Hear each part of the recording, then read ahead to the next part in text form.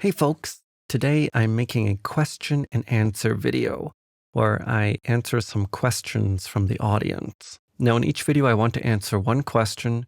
And if you have any questions about photography, wildlife photography, or Darktable, you can leave them in the comments below. And also, I'll leave a pinned comment so you can go to a form and submit your question to me via the form, and that will go to my email. So if you prefer email, you can use that form. Or you can just leave your question in the comments if you don't mind your question being public.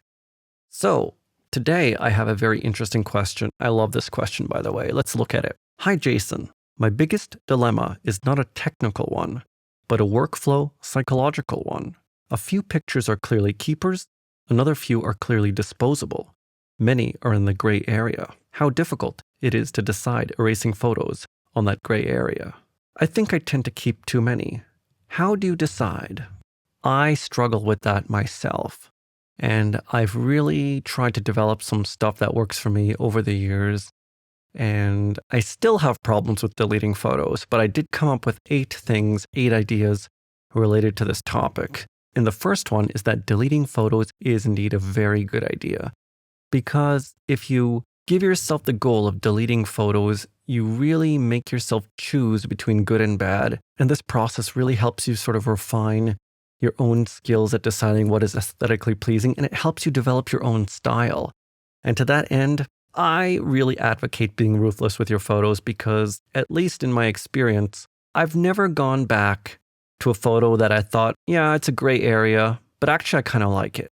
Maybe 1 or 2 times that can happen, but most of the time that doesn't happen. But basically, I think be ruthless. It's going to help you a lot and free up all of that clutter, because that clutter on your hard drive is not really a good thing.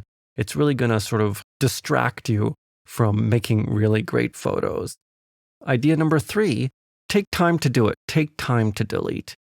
Because if you only ever use the time when you're importing photos to delete your photos, you're going to be distracted because you've just gone out there, maybe you've taken a great photo of an animal or something, and you're going to be distracted and you won't have your full mind on the task.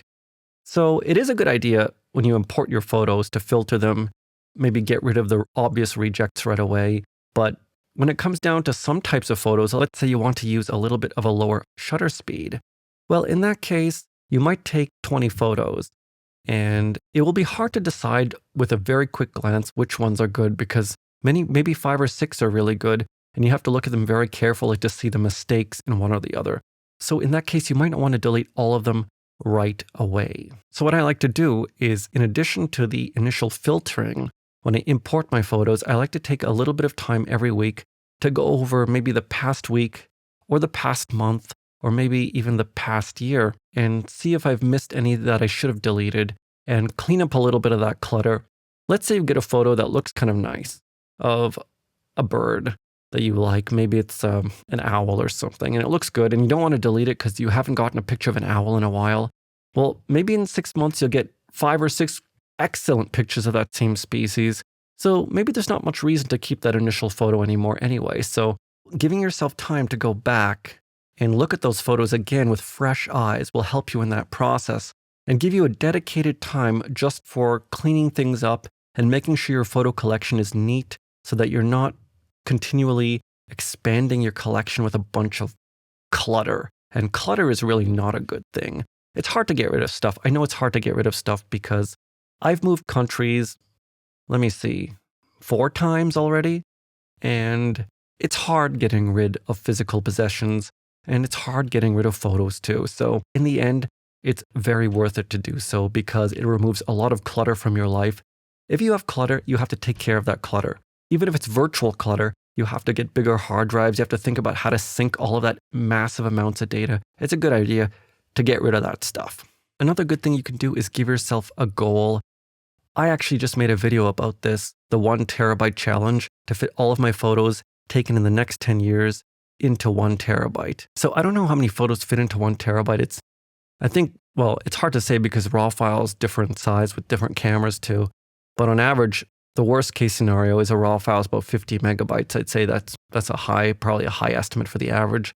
So 1 million megabytes divided by 50, which is 100,000 divided by 5.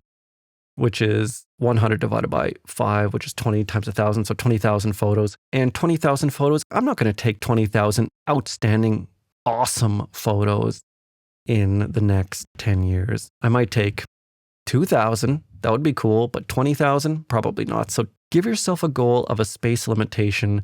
Maybe get yourself a hard drive and don't exceed the capacity of that hard drive. And of course, get yourself a backup. Another good criterion you can use, which really helps me, is ask yourself the question, would you show this photo to somebody else? If someone said, hey, I want to see some of your good work, some of your best work in photography, would you show that photo to somebody else? If not, I think you should delete it. I generally delete photos that I don't really think are good enough to show to other people, or display in articles, or display on my YouTube channel, or put on my website, etc. If your photo doesn't really display your style and show off your best work, I think you should probably delete it. I don't think there's much reason to keep a photo like that. My final piece of advice is don't be afraid to delete your photos, those photos in the gray area. I know it's a little bit hard at first, but once you select those photos and press the delete button, not only will you have less clutter, but you'll be left with just those very best photos, and it'll be a much nicer and more serene experience. So I don't know if those tips helped. I hope they did. Deleting is not always an easy process, especially because it's not the most exciting part of photography. And maybe you have your own psychological reasons why it's difficult to delete photos, but I think it's a good idea to try and figure out why that is and delete as much as you can. So I hope you enjoyed this video, and don't forget to send in any questions if you have any other questions for me about photography or Darktable or anything in the comments, and I'll try and answer those questions in this new Q&A session. So I hope you enjoyed this video, and I'll see you again next time.